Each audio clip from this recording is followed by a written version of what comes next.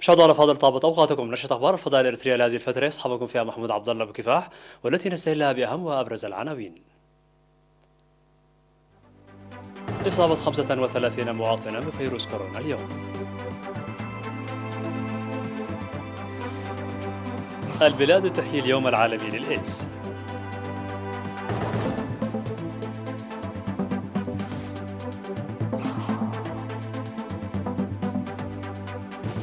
انتخابات المدراء ولجان القرى.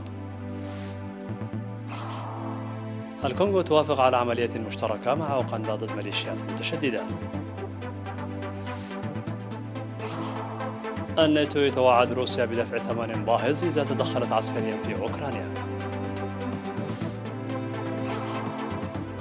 مصر 14 شخصا إثر تحطم مروحية عسكرية في أذربيجان. مرحبا بكم من العناوين إلى التفاصيل. أعلنت وزارة الصحة بأن الفحوصات المخبرية التي أجريت اليوم في مراكز العزل والفحص في الإقليم الجنوبي والأوسط وشمال البحر الأحمر والقاش بركة قد أظهرت إصابة 35 مواطنا بفيروس كورونا، وقد ظهرت 25 إصابة في الإقليم الأوسط، منها 10 في مركز العزل و15 في مراكز الفحص، 4 منها من ترافولو وإصابتان من قجرة واثنتان من مايتمناي، وإصابة واحدة في كل من وسط المدينة ومعسكر دندن وعدي كي وجزبرهان وإندا جرمان وأبشاول وتسني، فيما كان 7 إصابات في مراكز الفحص بالإقليم الجنوبي، 5 منها في مايمني وإصابتان في مندفرة وإصابتان في مركزي الفحص في مهميمي وقندع بإقليم شمال البحر الأحمر، وإصابة واحدة في مركز الفحص بمدينة بارونتو حاضرة إقليم القاشبركة. في غضون ذلك شفي 35 من مرضى الكورونا كانوا يتلقون العلاج في المستشفيات، 19 من الإقليم الأوسط و14 من الإقليم الجنوبي واثنان من إقليم القاشبركة، وبهذا بلغ عدد المصابين بفيروس كورونا في البلاد حتى الآن 7393، شفي منهم 7131 وتوفي 60 مريضا، بما لا يزال 202 من المرضى يتلقون العلاج بالمستشفيات. وزارة الصحة الأول من ديسمبر 2021.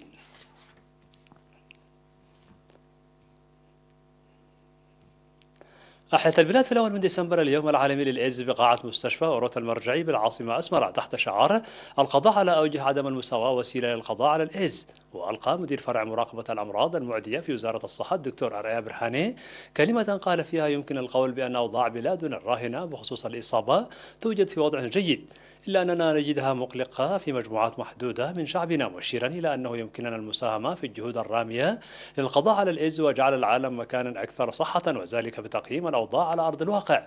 من جهته أشاد مدير برنامج مكافحة الإيدز التابع للأمم المتحدة في إريتريا السيد تريس بايري بالتطور الملموس الذي أحرزته إريتريا للحد من ذلك المرض الفتاك، إلا أن نسبة الإصابة وأضرارها على مستوى العالم لا زالت مغلقة، ويتطلب ذلك تنفيذ أعمال منسقة وفعالة، داعيا للقيام بالعمل الجاد من أجل تنفيذ العمل وفق القاعدة الأهلية. وقدمت الممرضة نجستي تسفا ميكائيل مسؤولة وحدة مكافحة فيروس نقص المناعة البشرية الإيدز والأمراض التناسلية توضيحا مفصلا بخصوص المرض وأوضاعه على مستوى العالم والبلاد، مرفقا بالأرقام، حيث تنتشر نسبة الإصابة في بلادنا بنسبة قليلة أي 0.36، إلا أن التحدي الكبير الذي نواجهه هو عدم تعرف الناس على أوضاعهم بشكل جيد، مشددة في الوقت ذاته بأن الحد من انتشار هذا المرض حسب المراحل وتحقيق الأهداف المنشودة من أهم الأعمال التي تتطلب إنجازها بوتيرة متسارعة. هذا وقد شهدت المناسبة عروض فنية قدمت بواسطة طلاب المرحلة الثانوية وفقرة توزيع الجوائز على الفائزين في مسابقات المعلومات العامة والخطابة والمناظرة التي نظمت مسبقا.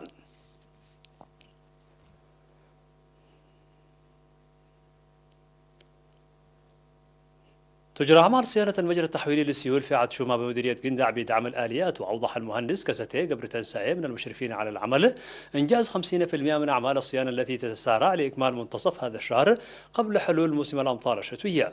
وقال إن أعمال الصيانة تستهدف توسعة الأراضي الزراعية بزيادة 200 هكتار من الأراضي التي كانت تزرع سابقا.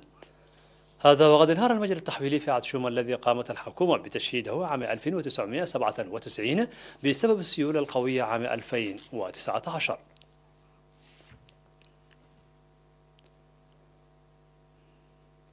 شهدت إدارات ضواحي حصبة وشخايتو بلينكوما في 30 من نوفمبر المنصرم انتخاب مدراء الضواحي والمدراء التنفيذيين ولجان القرى. وأوضحت الجهات المشرفة على الانتخابات بأن الهدف الرئيسي من إجراء الانتخابات هو تبديل المدراء المنتهية ولايتهم وتعزيز تنفيذ البرامج التنموية، مؤشدين بمشاركة المواطنين الواعية. من جهتهم دعا المواطنون المنتخبين لتقديم خدمات فاعلة بإخلاص ووفاء وبذل جهود حثيثة بما تتماشى مع المسؤولية الملقاة على عاتقهم. بدورهم أشار المنتخبون إلى رزانة المسؤولية الملقاة على عاتقهم لعلاقتها المباشرة بالمواطنين، مؤكدين جاهزيتهم للعمل بإخلاص ووفاء من أجل تنفيذ البرامج الموضوعة بمشاركة المواطنين والحصول على خدمات إدارية فاعلة. هذا وقد أشارت وحدة متابعة الإدارات والضواحي والمجلس بتسيير انتخابات مماثلة في 27 ضاحية خلال شهر يناير القادم عام 2022. استشهد في 28 من نوفمبر المنصرم المناضل دسالين أبراهام هابتو مسؤول التسويق من مؤسسة البترول الإريترية إثر علة لم تمهله كثيرا عن عمر بلغ 74 عاما. التحق المناضل دسالين أبراهام هابتو في صفوف جبهة التحرير الإريترية في عام 1964 وانضم عام 1974 إلى صفوف قوات التحرير الشعبية، وقد عمل حتى يوم التحرير في جبهات القتال والشؤون الاجتماعية لفرع المعاقين وكذلك فرع الوقود بمختلف مستويات المسؤولية. وبعد الاستقلال عمل مسؤولا لتوزيع الوقود في عصبة ومسؤول توزيع الوقود في مؤسسة البترول الإريترية، وقد عمل حتى يوم استشهاده مسؤولا للتسويق في مؤسسة البترول، حيث خدم شعبه ووطنه بوفاء. المناضل دسالين أبراهام هابتو رب أسرة وأب لمولودين، وقد وري جثمانه الثرى اليوم الأول من ديسمبر في مقبرة الشهداء بالعاصمة أسمرة. هذا وتعرب مؤسسة البترول الإريترية عن بالغ حزنها باستشهاد المناضل دسالين أبراهام هابتو، وتقدم حر التعازي لأسرته ورفاقه وزملائه في العمل.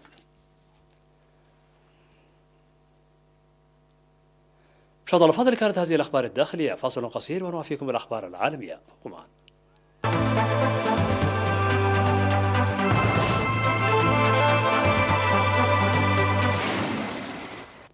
مرحبا بكم على الصعيد العالمي. قال مصدران دبلوماسيان بأن رئيس جمهورية الكونغو الديمقراطية فيليكس تشيسيكيدي وافق على عملية مشتركة مع الجيش الأوغندي ضد متمردين إسلاميين متهمين بتنفيذ تفجيرات انتحارية في كامبالا شهر نوفمبر 2021.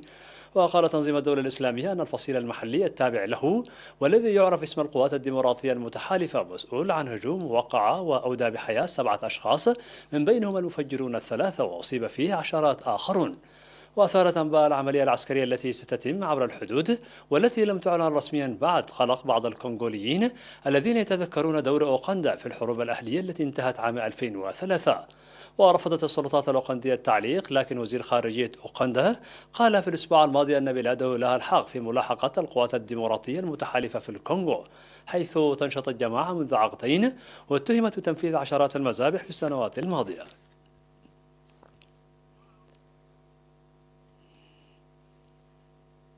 توعد حلف شمال الأطلسي الناتو روسيا بدفع ثمن باهظ في حال هاجمت أوكرانيا، في حين ردت موسكو بتحذير الحلف من مغامرة عسكرية شرقي أوكرانيا. في كلمة ألقاها في اليوم الأول من اجتماع وزراء خارجية الحلف في عاصمة لاتفيا ريغا، حذر الأمين العام لحلف الناتو ينس ستولتنبرغ روسيا مما وصفه بثمن باهظ ستدفعه إذا تدخلت عسكريا في أوكرانيا. وقال ستولتنبرغ أن هنالك خيارات عديدة يمكن النظر فيها حيال هذا الأمر، مؤكدا نشر الحلف قوات قتالية شرقي أوروبا لأول مرة بسبب تهديدات موسكو. وأكد الأمين العام لحلف الشمال الأطلسي أن روسيا والصين تعززان قدراتهما العسكرية مما يشكل خطرا على دول الحلف. وطالب ستولتنبرغ الدول الأعضاء في الناتو بمواصلة استثماراتها لتعزيز قدرات الحلف الدفاعية، وشدد على أن وجود حلف شمال الأطلسي شرق أوروبا وفي كل من بحر البلطيق والبحر الأسود غرضه دفاعي وليس لاستفزاز أحد. أعلنت دائرة حرس الحدود الأذربيجانية مصرع 14 شخصا وإصابة 2 جراء تحطم روحية عسكرية في ساحة تدريب بمنطقة خيزينيسك. وجاء في بيان دائرة الحدود ومكتب المدعي العام الأذربيجاني أنه تحطمت روحية عسكرية تابعة لدائرة الحدود خلال رحلات تدريبية في ميدان جراجيبات الجوي في منطقة خيزينسيك، وذلك حسب إفادات وكالة أنباء تاس الروسية. هذا وتتواجد قيادة دائرة الحدود ومكتب المدعي العام في مكان الحادث ويجري تنفيذ إجراءات تحقيق مشتركة. من جانبه أعرب الرئيس الأذربيجاني إلهام علييف عن تعزيه لأسر ضحايا الحادث.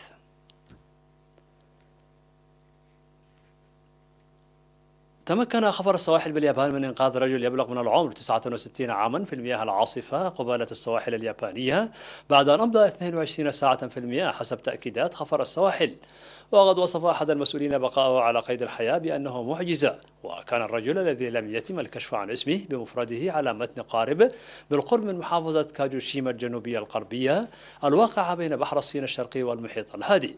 وتمت الإشارة إلى أن الرجل كان بمفرده على متن القارب وكان متجها نحو منتجع جزيرة ياكوشيما عندما انقلب قاربه. وقال مسؤولون بأن الرجل استطاع أن يلف نفسه بملاءة بلاستيكية رمادية اللون ساعدت جسمه على البقاء دافئا.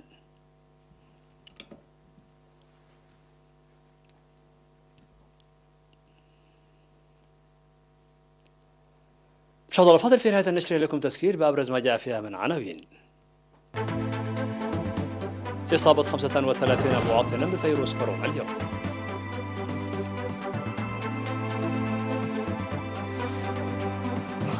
البلاد تحيي اليوم العالمي للإيدز.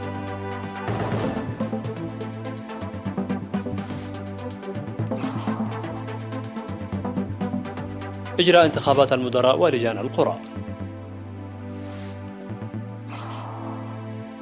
الكونغو توافق على عملية مشتركة مع أوغندا ضد ميليشيات متشددة. والناتو يتوعد روسيا بدفع ثمن باهظ إذا تدخلت عسكريا في أوكرانيا. مصر 14 شخصا إثر تحطم روحية عسكرية في أذربيجان. مشاهدينا الأفاضل، بهذا نكون قد وصلنا بكم إلى نهاية النشرة. شكرا على حسن المتابعة، دمتم بألف خير.